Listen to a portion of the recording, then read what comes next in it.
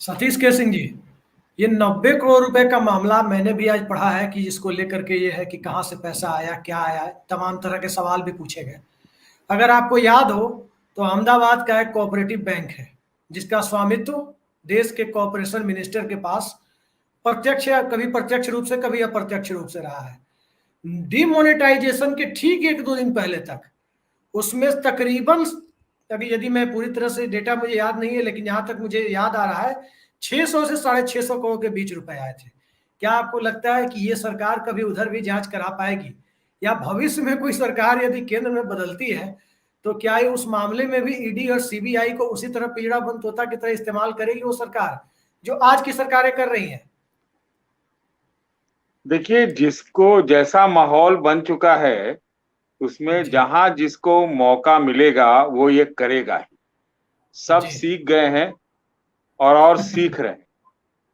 तो आज इधर से कल उधर से, और ये देखने को मिला भी।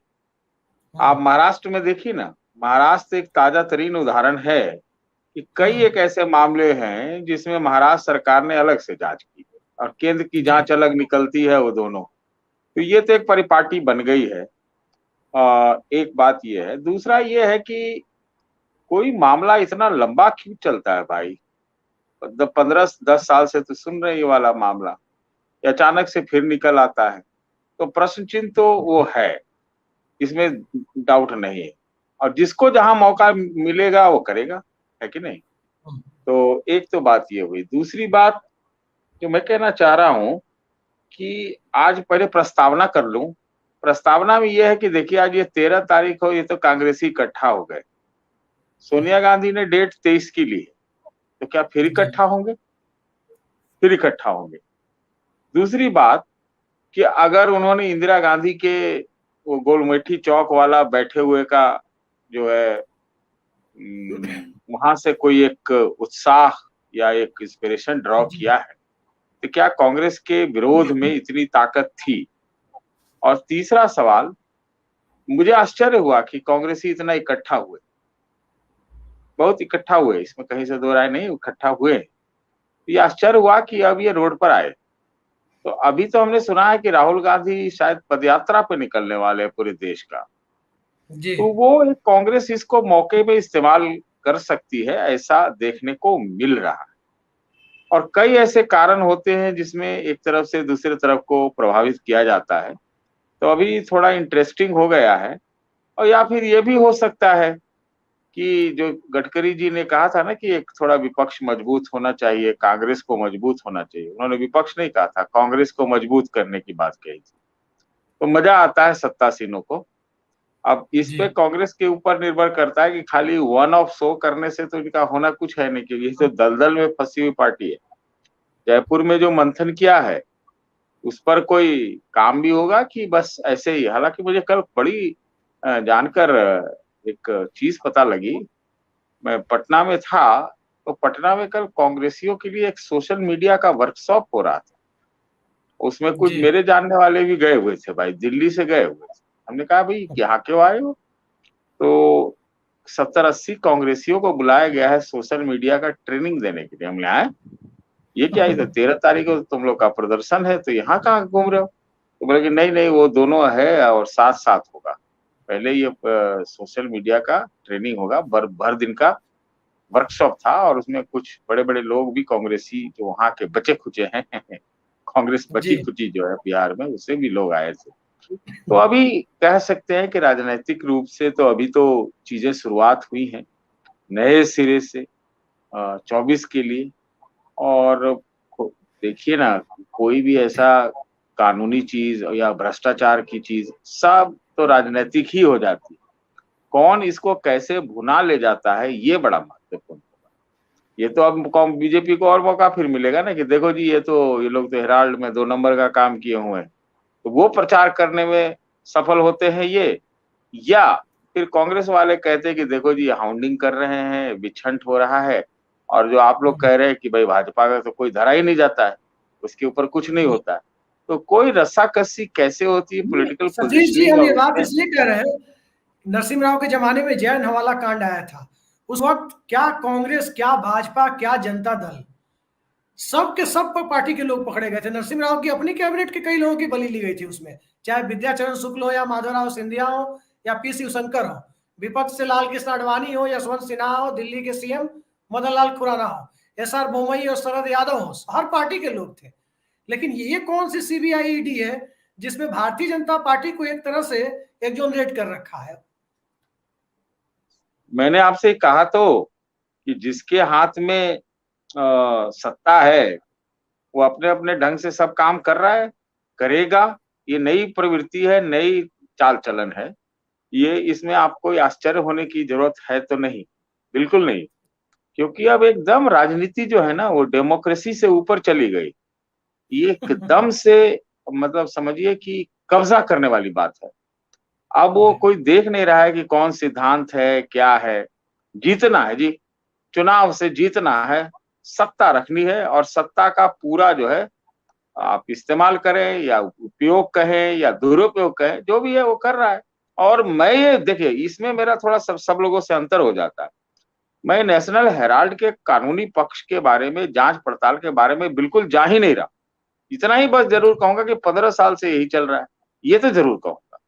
लेकिन सब लोग अपने ढंग से इस्तेमाल और उपयोग दुरुपयोग करते हैं, और ये सिर्फ एक जगह की बात नहीं है, सिर्फ एक जगह की बात नहीं है। मैं दूसरे लोगों से इसीलिए अलग हूं कि मैं देख रहा हूं हर जगह लोग इस तरह से काम कर रहे हैं। अचानक से कौन सी बात पड़ी, देखिए इसका उससे मतलब नहीं है जांच पड़ताल से। लेकिन हमने देखा था ना ममता बनर्जी के लोगों ने सीबीआई या किसके लोगों को अरेस्ट कर लिया था कुछ देर के लिए। सीबीआई के लोगों को किया था। हाँ, और फिर आप देखिए ना, एक दूसरी बात है, लेकिन ममता बनर्जी ने एक वहां बिल पास हुआ है जिसमें वो अब चांसलर बन गए हैं यूनिवर्सिटी की। तो जहां जिसके हाथ में चाबी है सब अपने अपने ढंग से उपयोग कर रहे हैं। अब वो कौन इसको कैसे खेलता है और कैसे उसका खेल बिगाड़ा जाता है, इसका इसकी रसाकसी मात्र रह गई है। और जैसा मैंने कहा ना कि लोग अखपोड़ हो रहे हैं। अखपोड़ समझते हैं आप? अखपोड़ मतलब जिनकी आंखें खुल रही है, उनको लग रहा है कि कैसे चीजों का इस्तेमाल किया जा सकता है। इसमें पूरी तरह से एक पाठशाला चल रही है। इस पाठशाला में क्या होगा आने वाले समय में देखा जाने वाला है। सतीश के सिंह जी, राजनीति में कहा जाता है कि चर्चा में बने रहना बहुत जरूरी होता है। चर्चा में बने रहने का इस देश में सबसे बेहतरीन हथियार वीपी सिंह और लाल कृष्ण आडवाणी ने अपने अपने तरीके से ढूंढा था एक दौर में। और चर्चा में ऐसे बने कि कांग्रेस पार्टी, विशाल बहुमत वाली कांग्रेस पार्टी को भी सत्ता गंवानी पड़ी थी। राहुल गांधी चर्चा में तो अक्सर बने रहते हैं, लेकिन चर्चा उनकी सड़क पर संघर्ष को ना लेकर कभी किसी ऑक्सफोर्ड के प्रोफेसर के साथ बातचीत को लेकर होती है, कभी उनके किसी कथित बयान को लेकर होती है। जन संघर्ष को लेकर जो पहली बार एक भट्टा पर सॉल के बाद राहुल गांधी की लोगों के बीच जाकर जो आज इमेज बनी है संघर्ष करने की, यदि ये मोमेंटम बरकरार रहता है तो 2024 में किस तरह के हालात आपको दिख रहे हैं? देखिए आपने बहुत लंबी रेखा खींच दी है। पहले तो मैं ये कहूंगा कि कांग्रेस लगता है कि मानसिक रूप से और संसाधन की दृष्टि से हमको लगता है वो राजनीति ही हार चुकी। और ये चीज परिलक्षित हर चीज में होती है। न कोई पार्टी का नेता सुनता है, संगठन में टंट घंट इधर से उधर उधर चलते रहता है, कैसे न कैसे ये राजस्थान बच गया। हो सकता है नई ऊर्जा से बची हो, मैं उसको डिनाई नहीं करता। तो जब आप मानसिक रूप से हार जाओगे कि भाई, और जो आप कह रहे थे कि चर्चा में तो भारतीय जनता पार्टी कांग्रेस को बराबर बना के नेगेटिव रूप में रखती ही है। वो आपका नेगेटिव की चर्चा होती है। इनके पास संसाधनों की भी कमी है, हम सुने हैं, बहुत लोग बताते हैं कि इनके पास पैसे वैसे की दिक्कत किल्लत है, और जिसके पास है वो निकालता भी नहीं।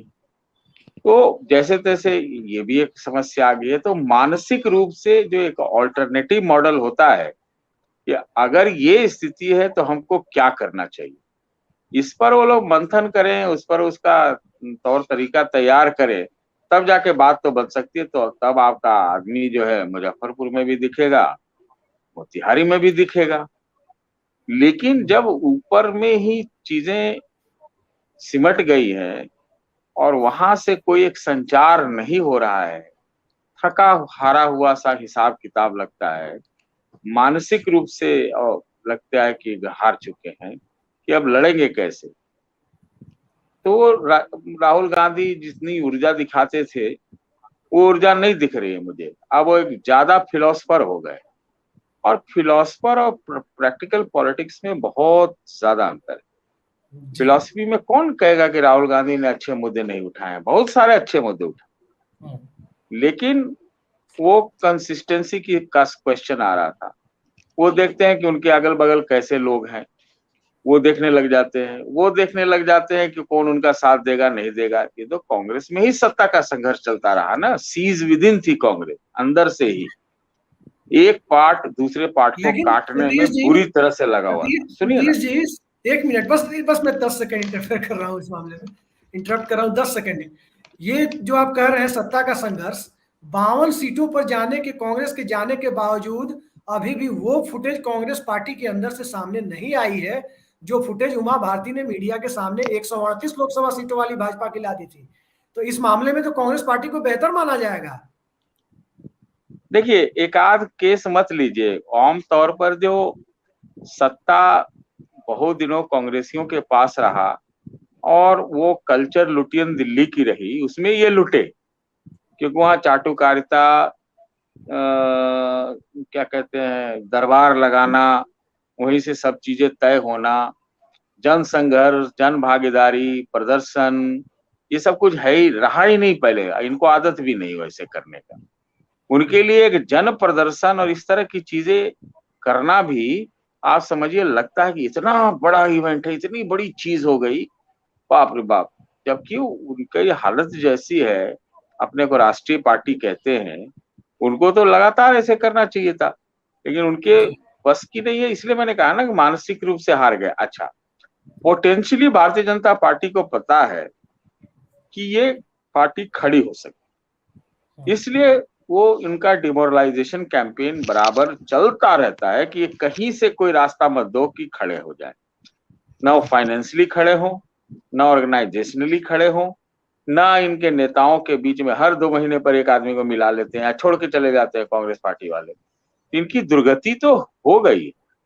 और ये जो चीज है, अगर जो रास्ता ये लोगों ने आज अपनाया, गलत या सही मैं उस पर नहीं जाऊंगा, क्योंकि होता है सब कुछ, बहुत सब कुछ होता है जो कि पिक्चर टू द गैलरी होता है, इवेंट मैनेजमेंट ही अब समझ लीजिए ये है, उस पर मैं नहीं जा रहा हूँ।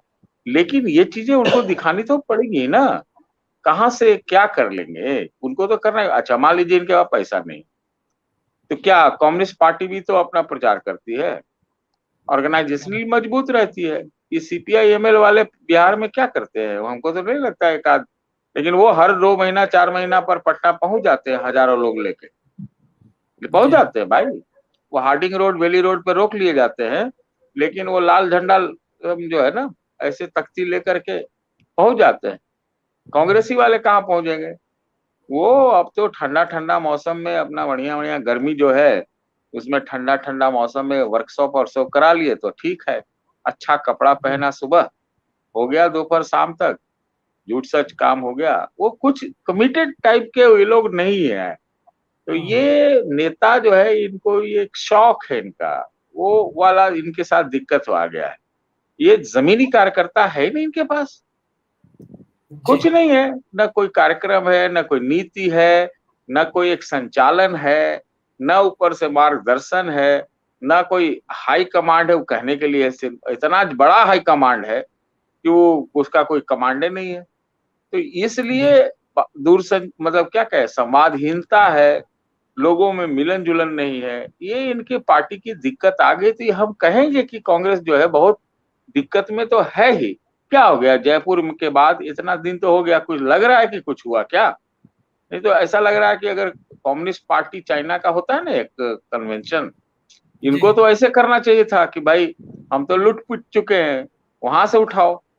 तो उसकी चर्चा कितनी होती है चाइना कम्युनिस्ट पार्टी के कन्वेंशन का?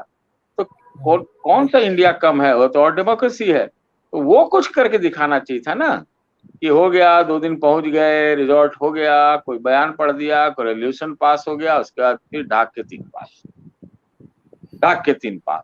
ये बहुत कई तरह के संघर्षों में और अंदरूनी सीध से बहुत फंसे हुए हैं। 75 तो कांग्रेस चलती, हर व्यक्ति की तो अलग कांग्रेस पार्टी है, हर व्यक्ति की अलग कांग्रेस पार्टी है, जो दूसरे वाले के खिलाफ काम करते रहे। इसलिए मैं कहा ना कि ये लोग सत्ता के लिए आपस में ही लड़ते हैं, आपस में ही लड़ते हैं। और जैसा लगता है कि राहुल गांधी ये सबसे खिन्न रहते हैं और उनको सब पसंद नहीं पड़ता, हमको तो सुनने में आता है। मैं आपको एक बात रिवलेशन कर देता हूँ जी कि किसी ने मुझे बताया, बड़ा ऑथेंटिक आदमी ने बताया कि जब चंदा की बात आई कि भाई डोनेशन कैसे आए, तो राहुल को कोट करते हुए किसी व्यक्ति ने कहा कि राहुल का तो ये कहना है कि ये सब जो बड़े बड़े बड़े लोग हैं, जो बड़े घराने बनाने वाले, इन सबसे पैसा लेना बंद कर दो। किसी बड़े व्यक्ति ने कहा, बोला कि उसका एक ऑल्टरनेटिव मैकेनिज्म ढूंढो कि कैसे आएगा। तो जिस व्यक्ति ने मुझे ये बात कही, उसी ने ये बात भी कही कि भाई तो हम लोग कैसे करेंगे, पैसा कैसे चलाएंगे। हम लोग देखिए आपस में ही ये बात आ गई। तो वो कुछ सोचते हैं राहुल जी, और ये लोग कुछ सोचते हैं, मुंह पर कुछ बोले। अच्छा, उनसे कोई बहस लड़ा नहीं पाता है, और इसीलिए वो बहुत लोगों से मिलते भी नहीं है, एक्सेसिबिलिटी उनके बहुत कम है। ये वाली सब दिक्कत इनके यहाँ इंटरनल सीज की दिक्कत। जब तक अहमद पटेल साहब रहे, उन्होंने अपना धाक जमा के रखा, उनकी अलग पार्टी थी, उनका अपना सब कुछ हिसाब किताब था, नेटवर्किंग से चलाते थे। कोई जन का वो बहुत पॉपुलर नेता थोड़ी थे, लेकिन तूती बोलती थी उनकी। वो तरीका बन गया कांग्रेस में, इसी ढंग से चलाई जाती। वो बात नहीं है, इनको तो 24/7 काम करना पड़ेगा अगर कुछ भी करना है तो। वन ऑफ शो करने से कुछ नहीं होना इनका, अब नहीं होगा। अब पूरा राजनीति ही देश में बदल चुका है, जहां हर दिन नई चीजें इन्वेंट की जाती है, इवेंट बन जाता है, किसी के नैरेटिव बना दी जाती है, आपका फिर विलिफिकेशन कैंपेन चल जाता है। तो पूरा तरीका बदल गया कि तिल को ताड़ कैसे बनाना है और ताड़ को तिल कैसे बना के छोड़ देना है। ये सारी समस्या है।